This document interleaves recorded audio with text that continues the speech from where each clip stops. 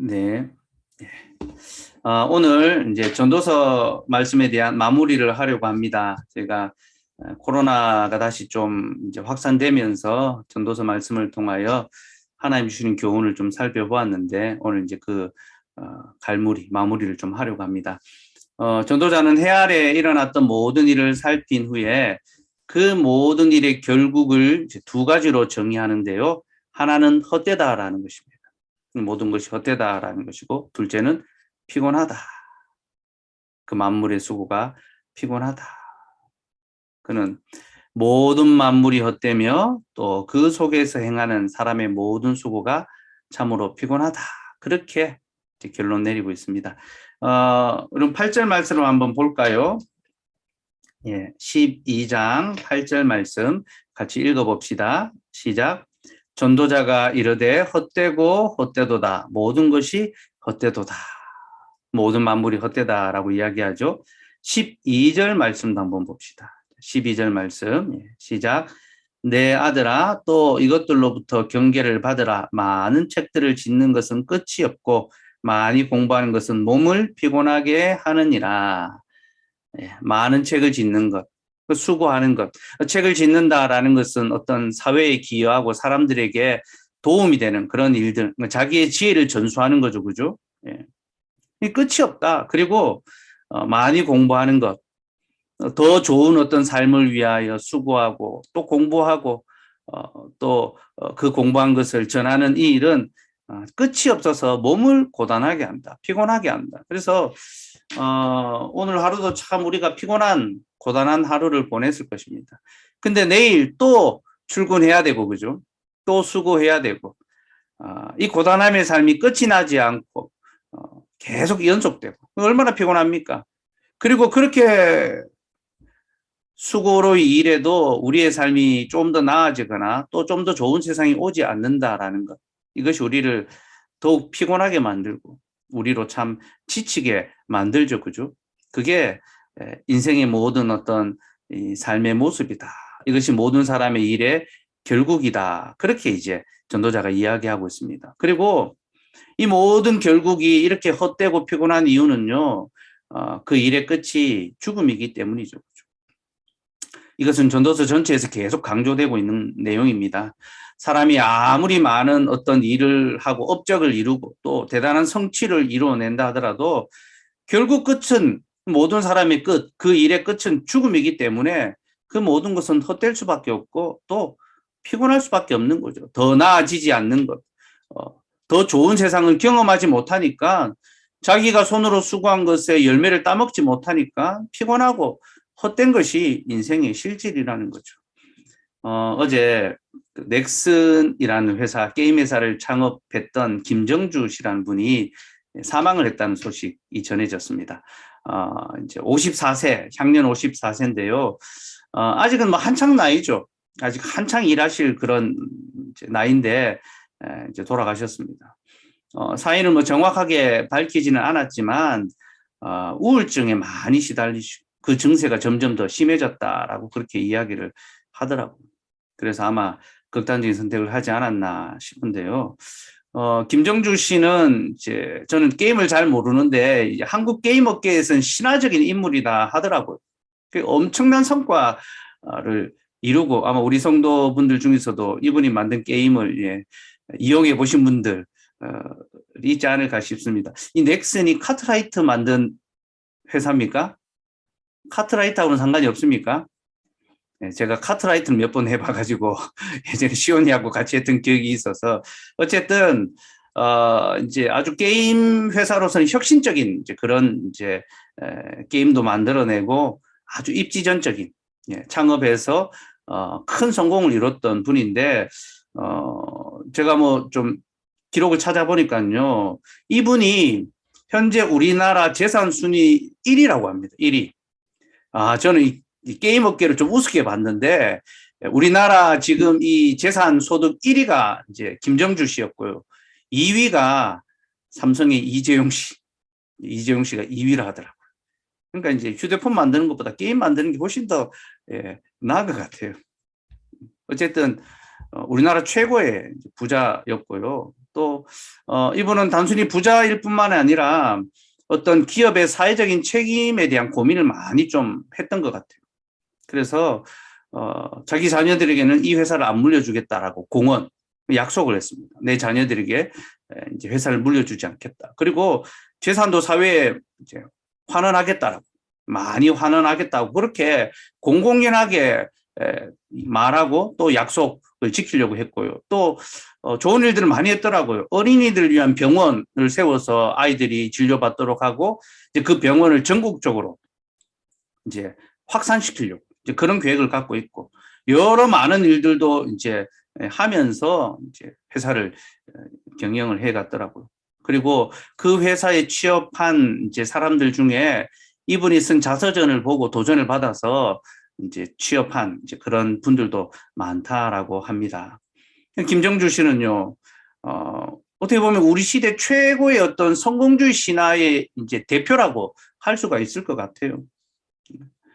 이 벤처 창업을 해서 큰 성공을 이루었고, 또 많은 부를 얻게 됐고, 또 사회적인 인정과 어떤 존경, 많은 사람들에게 존경받고 또 좋은 영향을 미치는, 선한 영향을 미치는 그런 어떤 아주 성공주의 신화, 입지전적인 그런 인물이라고 할 수 있습니다. 네, 여러분.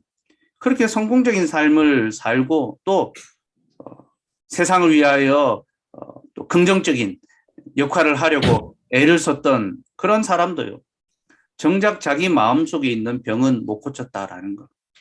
그게 인생의 실질이라는 거죠. 많은 성공과 또 더 많은 부유함, 그리고 사회적인 위치, 그 존경과 어떤 명예를 얻는 것, 이런 것들로는 그의 마음의 빈자리, 그 영혼의 빈자리를 다 채울 수가 없었던 것입니다. 저는 정확히 모르겠지만 그의 많은 수고, 또 그의 많은 어떤 성공이 그를 더욱 피곤하게 했던 것은 아닌가. 이제는 더 성공할 것이 없고, 이제는 더 이룰 것이 없고, 이제는 더 어떤 가질 것이 없는 그런 삶, 어떤 그런 것 속에서 자신의 계속되는 어떤 수고, 또 그 삶이 대단히 피곤하게 느껴졌고, 또 자신이 이룬 것이 자신의 어떤 마음, 그 영혼의 어떤 허기를 채우지 못하는 것을 보았을 때에 그가 참 이 낙담, 어떤 좌절, 벽에 부딪히는 그런 어떤 괴로움을 겪지 않았을까 싶습니다.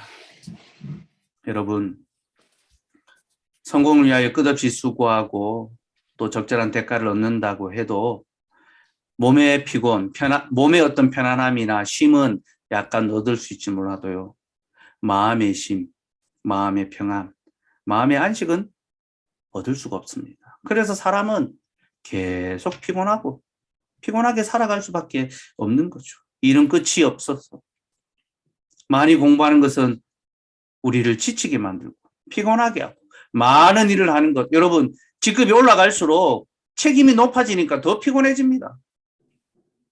몸은 좀 덜 피곤해질지 몰라도 마음은 더 많이 피곤해요. 예, 여러분 뭐 지금 이제 낮은 직급이 있는 분들은 빨리 이제 직급이 올라가서 뭐 과장, 부장, 또 이사 그렇게 되고 싶으시겠지만 한번 올라가 보십시오. 마음이 편한지. 결코 그렇지 않습니다. 여러분, 인간의 수고, 인간의 일은요, 열심히 행함으로 약간의 편안함, 몸에 어떤 쉼은 얻을 줄 몰라도 영혼의 안식과 쉼은 결코 얻을 수가 없었어. 여전히 피곤하고 지치고 헛된 삶을 살아가는 것. 이것이 인생의 실질이죠. 오늘 전도자가 바로 그것을 우리에게 말하고 있습니다. 그는 사람의 수고가 끝이 없으며 이란 끝없는 수고가 우리를 피곤하게 만든다. 이것이 모든 일의 결국이다. 다들 오늘보다 더 나은 내일을 위하여 수고하고 또 지금보다 좀 더 나은 사회를 위하여 노력하고 있지만 그 모든 노력과 수고는 몸과 마음의 피곤을 더할 뿐이지 아무 유익이 없다라고 그렇게 말합니다. 그러면서 그는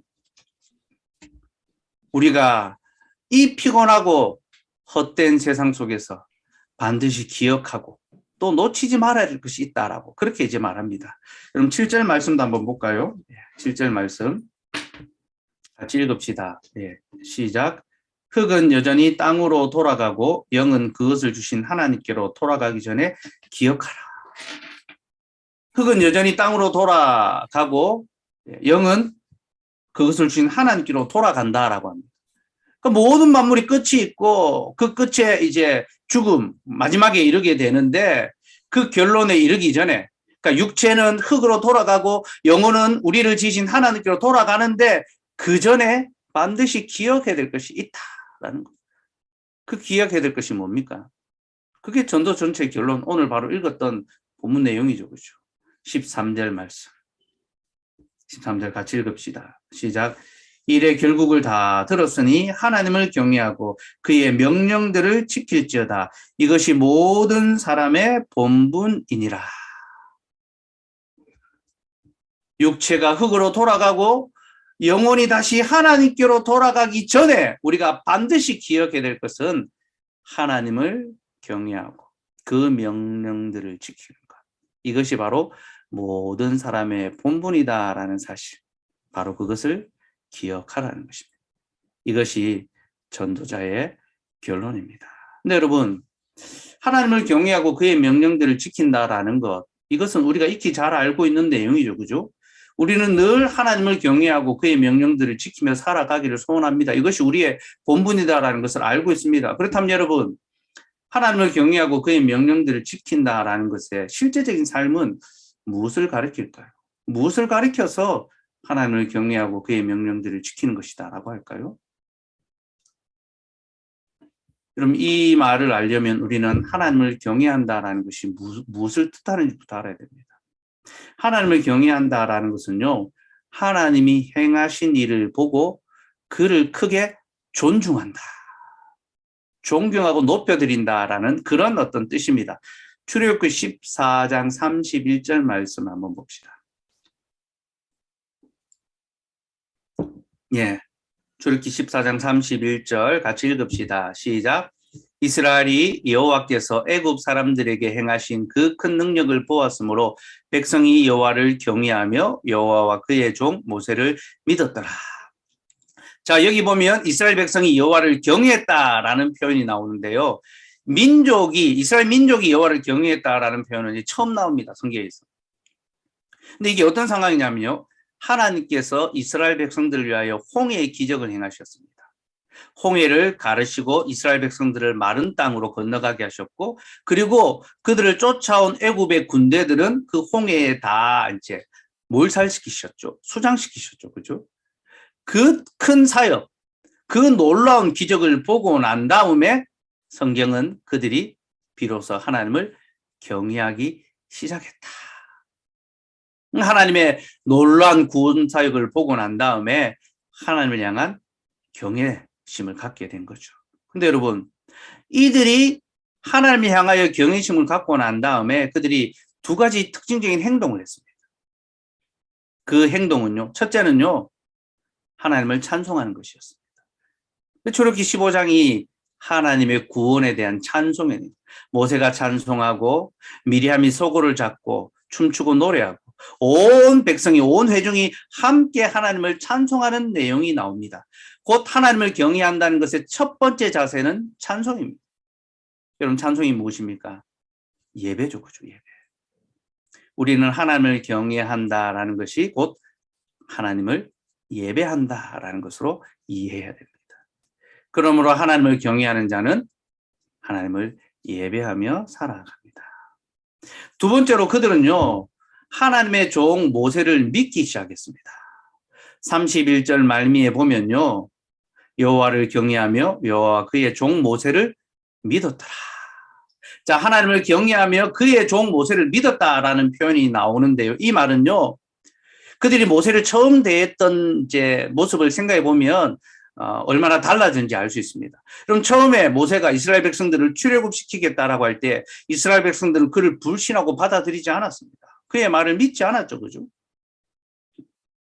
근데 하나님께서 모세를 통하여 기적과 표적을 행하셨습니다. 10가지 재앙을 내리시고 홍해를 건너가게 하셨죠. 그렇죠? 그렇게 이스라엘 백성들은 하나님께서 모세를 통하여 일하고 계시다라는 것을 보게 되었습니다. 그리고 그를 믿기 시작했습니다. 하나님을 경외함으로 그의 종 모세를 믿기 시작했죠. 그를 믿는다라는 것이 무엇일까요? 그를 믿는다라는 것은요, 그의 말을 믿고 존중하기 시작했다라는 겁니다. 여러분, 이스라엘 백성들은요, 이제 모세의 말을 하나님의 말씀처럼 받아들이고 존중하고 믿고 순종했습니다. 이것이 바로 하나님을 경외하는 삶의 모습입니다. 곧 하나님께서 세우신 직분자를 통하여 선포하시는 하나님의 말씀을 사람의 말이 아니라 하나님의 말씀으로 받아들이고 순종하고 지키고 그 말씀을 존중하는 것. 이것이 바로 여호와를 경외하는 것입니다. 모세라는 한 사람, 혈과 육을 가졌고 아무것도 우리와 다를 바 하나 없는 그 지식에 있어서 어떤 인간적인 매력에 있어서 더 나을 것 없는 그들과 똑같은 한 사람을 이제 하나님의 종으로 인정하고 그의 입을 통하여 나오는 그 말씀을 하나님의 말씀으로 받아들이는 것, 이것이 바로 여호와를 경외하는 삶의 태도입니다. 그러므로 여러분, 우리는요, 하나님을 경외함으로써 주께서 직분자를 통하여 주시는 하나님의 말씀을 귀히 여기며 존중하며 따를 수 있어야 합니다. 여러분, 우리가 누군가를 존중한다라고 할 때 그 존중한다는 의미가 무엇인지 한번 생각해 보십시오. 내가 남편을 존중한다, 아내를 존중한다, 자녀를 존중한다, 부모를 존중한다.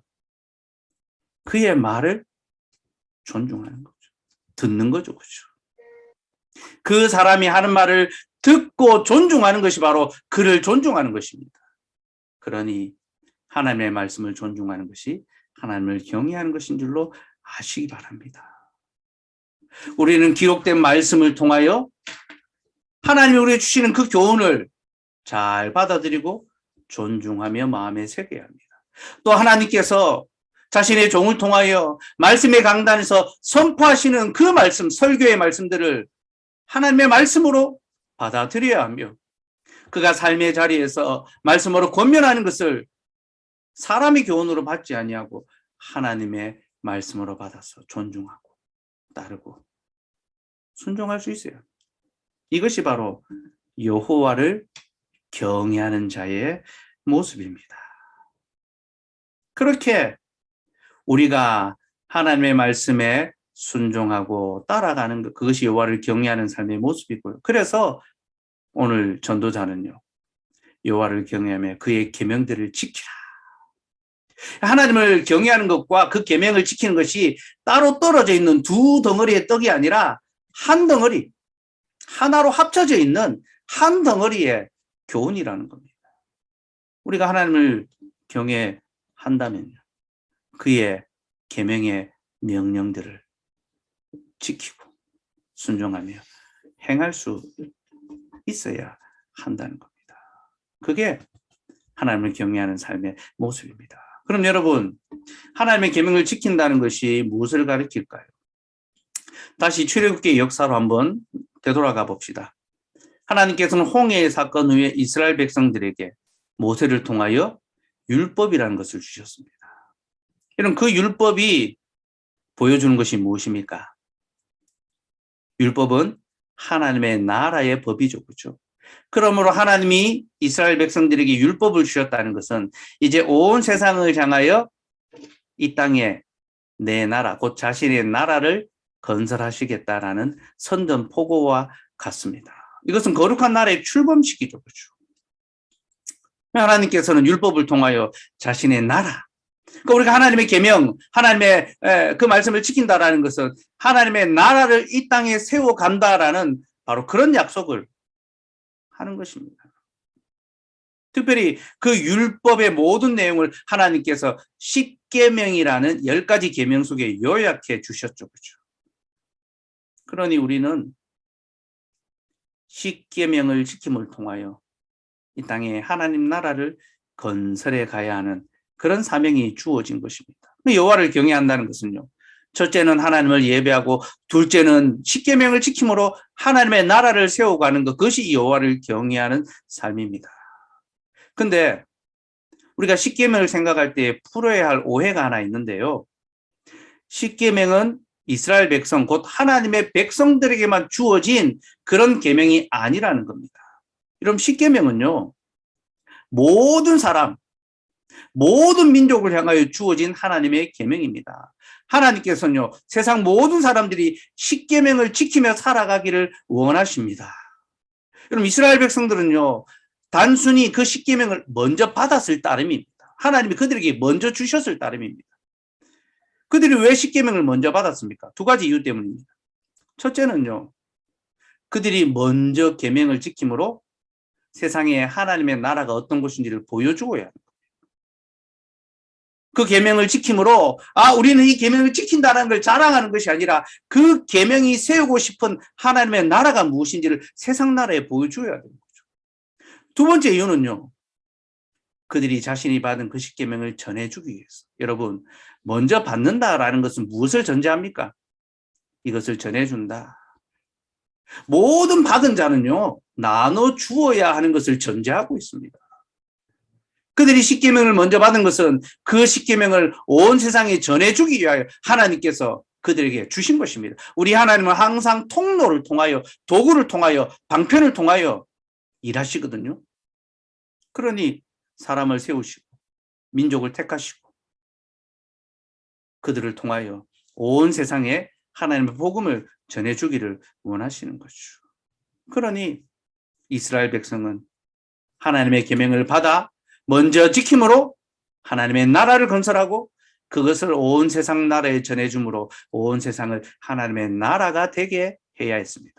이것이 이스라엘에게 주신 사명입니다. 그러니 여러분, 하나님의 여호와를 경외하고 그의 계명을 지키는 것이 모든 사람의 본분이라는 것은요, 세상 모든 사람이 하나님의 나라를 건설해야 하는 사명을 받았다라는 겁니다.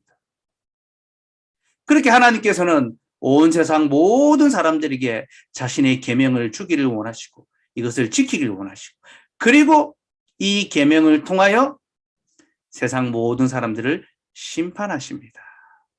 그게 오늘 본문 14절 말씀입니다. 전도서 12장 14절 말씀 우리 같이 한번 읽어볼까요? 예. 시작. 하나님은 모든 행위와 모든 은밀한 일을 선악간에 심판하시니라. 여러분, 하나님께서 모든 행위와 은밀한 일을 선악간에 심판하십니다. 무엇으로 심판하십니까? 사람이신 본분으로 심판하시죠. 곧 하나님을 경외, 하나님을 예배하고 또 그의 계명들을 지키는가. 하나님 주신 십계명의 그 규례를 지키는가 아니 지키는가, 바로 이것을 통하여 선악간에 심판하신다라는 겁니다. 그러니 여러분, 하나님을 예배하고 그의 말씀에 순종하는 것은요, 그저 우리 믿는 자들에게만 주신 것이 아니라 모든 사람에게 주신 참되고 유일한 생명의 길입니다. 그러니 우리가 더욱 이 말씀을 지켜야 되지 않겠습니까? 이 말씀을 우리가 더욱 실천하며 또 따르고 순종해야 되지 않겠습니까? 사랑하는 여러분, 하나님을 더욱 경외하며 살아갑시다.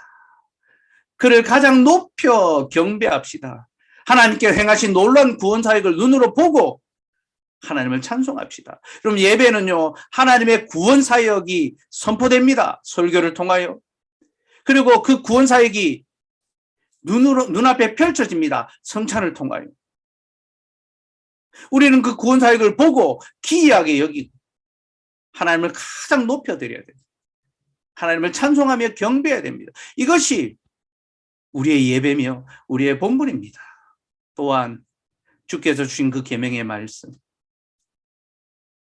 그 교훈의 말씀을 우리가 마음에 잘 품고 일상의 삶에서 하나하나 우리의 삶의 모든 행동, 우리의 말, 우리의 생각, 그 모든 것이 십계명의 그 규례와 연동되어져서 십계명의 원칙 속에서 우리의 삶의 지표로서 이것이 실행되며 작동될 수 있도록, 지켜질 수 있도록 수고해야 됩니다. 이것이 우리가 이 땅을 살며 행해야 될 본분이고요.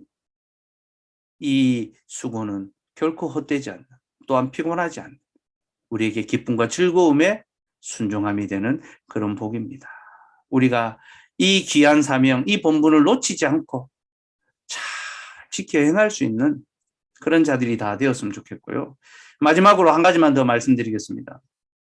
우리가 하나님의 말씀을 존중한다라는 것은요, 하나님이 정하신 질서를 존중한다라는 그런 어떤 의미와도 같습니다. 그러니까 구체적으로는 십계명으로 드러났지만 그 십계명이 보여주는 것은 하나님의 창조적 질서, 하나님이 세우신 질서가 그 안에 담겨 있거든요. 하나님을 사랑하고 이웃을 사랑하고 그 모든 원리가 구체적인 지침으로 이제 십계명이 주어졌는데, 이제 그 십계명 속에 담겨 있는 창조적 질서를 우리는 존중하며 따라가며 또 순종해야 합니다.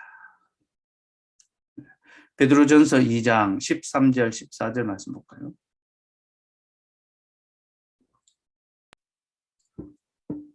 예, 같이 읽읍시다. 시작. 인간의 모든 제도를 주를 위하여 순종하되 혹은 위에 있는 왕이나 혹은 그가 악행하는 자를 징벌하고 선행하는 자를 포상하기 위하여 보낸 총독에게 하라. 우리 하나님께서는요, 온 세상을 자신이 정하신 질서대로 이끌어 가십니다. 그리고 그를 경외하는 자들에게 이것을 존중하라 하시죠. 그래서 인간의 모든 제도를 주를 위하여 순종하라 성경은 가르칩니다. 그 순종해야 될 대상이 누구입니까? 왕이나 총독입니다. 하나님께서 우리를 위하여 세우신 지도자들에게 순복하라는 것입니다. 하나님께서는 국가를 세우시고 통치자들의 다스림을 통하여 이 세상을 조화롭게 보존해 가십니다. 그들은 선을 도모하며 악을 징벌하는 사역을 해 갑니다. 이것이 건강한 나라며 이것을 행하지 않는 나라는 망하게 되어 있습니다. 그래서 모든 타락한 세속 국가는 반드시 망합니다. 역사가 증거합니다. 왜 그렇습니까? 하나님께서 국가를 그렇게 보존해 가시기 때문입니다. 반대로 의를 세우며 정직하고 진실하고 선을 도모하는 국가는요, 부강해 갑니다. 더 강건해져 갑니다. 하나님께서 세상 나라를 그렇게 붙들고 계시기 때문에 하나님의 질서 속에서 모든 나라가 운영되고 있기 때문입니다. 그래서 우리는 인간의 모든 제도를 존중하고 순종하며 그것이 잘 실행될 수 있도록 일해야 합니다. 그리고 그 질서를 통하여 이 땅이 더욱 정직하고 공의롭고 진실한 나라가 될 수 있도록 힘써야 합니다. 그래서 여러분, 가장 진실한 그리스도인은요, 가장 모범적인 시민이라는 것을 알아야 합니다. 진정한 그리스도인은요, 이 시대 사람들이 원하는 모범적인 시민이 됩니다. 이것이 하나님께서 우리의 마음속에 주신 이 양심의 법, 하나님의 법이 우리에게 역사하는 삶의 모습입니다. 우리가 이것을 명심하고 가정, 또 사회, 직장, 학교, 세상 속의 모든 제도와 규례를 잘 지키고 순복하며 그렇게 또 존중할 수 있으면 좋겠습니다. 특별히 이제 다음 주에 대선이 있죠, 그죠?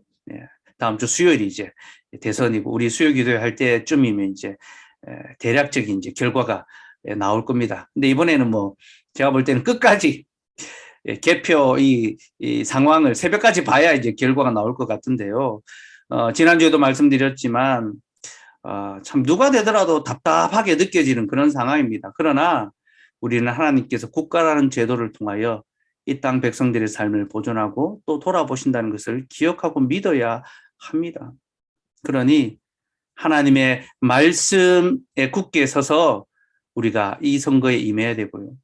법과 질서를 잘 지키고 도덕과 양심을 따라 행하며 나눔과 섬김의 봉사를 할 수 있는 그런 자를 지도자로 뽑아야 합니다.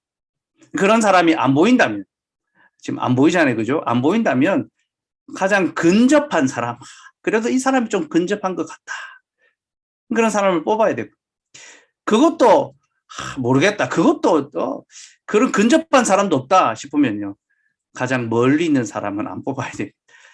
이 사람 최악은 피하자.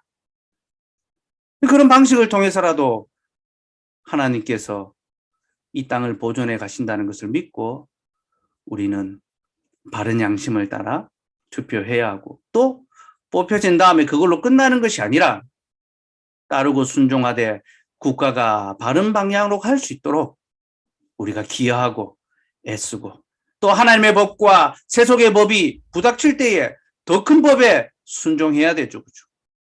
여호와를 경외하며 그의 계명을 지키는 것이 우리에게 가장 중요한 법이요 계명이라는 것을 기억하고 그것을 선택하는 것, 이것이 진정한 지혜자의 삶입니다. 여러분, 전도서는요, 해 아래 살아가는 우리에게 참된 지혜가 무엇인지를 가르쳐 줍니다. 이 땅의 것 어리석은 것을 위하여 다른 박질하는 어리석은 자들의 삶, 그래서 멸망의 길로 끝나는 그런 것이 아니라 하늘 위에 있는 참되고 유일하고 그 복된 소망을 향하여 살아가도록 우리의 눈을 받들어 하늘을 바라보게 하는 것, 그것이 이 전도서의 지혜입니다. 그 지혜의 결론은 하나님을 경외하고 그의 계명을 지키는 것, 그것만이 우리에게 주신 본분이다. 여러분, 이 본분 늘 기억하시고 세상의 법보다 하나님의 법을 더욱 귀히 여기며, 또 그 하나님의 법이 이 세상 모든 법보다 더 뛰어나서 하나님의 법을 따르고 지킬 때 이 세상에서도 가장 선량하고 모범적이며 아름다운 시민이 된다는 것, 그것을 기억하고 성실하게 하루하루 매일매일 그리스도인답게 살아가는 지혜자 저와 여러분 되기를 소원합니다. 예, 우리 같이 찬송하고 기도